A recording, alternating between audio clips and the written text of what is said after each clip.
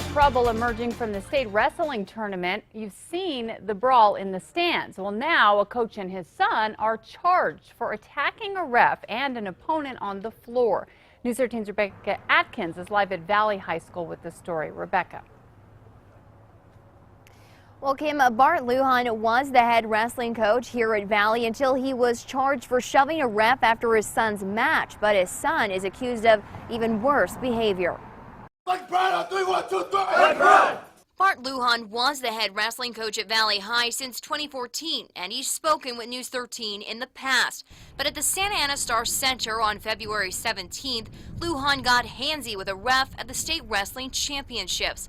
According to a Rio Rancho police report, he pushed a ref after he thought he made a bad call during his son's wrestling match. I get to see people like Holly Holmes and John Jones every day. That's the coach's son, Abron, talking about training at Jackson Wink. That police report says when he went to shake hands with his Rio Grande High opponent after the loss, he punched the boy in the face twice, leaving him with a broken nose. Both father and son were charged. Bart Lujan with battery on a sports official and his son, Abron, with aggravated battery.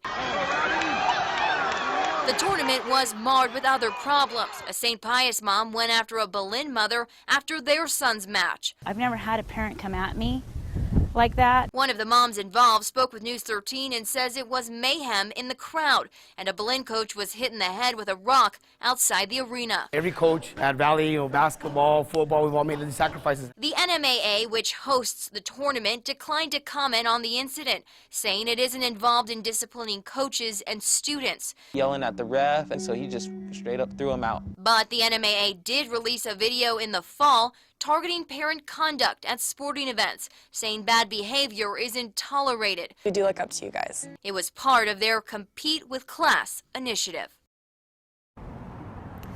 APS says Bart Lujan was initially brought on as a volunteer wrestling coach in 2010. They say after the incident, he met with the principal and the athletic director, and they told him he could no longer coach here at Valley High. Kim, back to you. Okay, thanks, Rebecca. Now, we did reach out to Lujan. He declined to comment. We have not yet heard back from the school's athletic director, and APS's athletic director referred us back to Valley.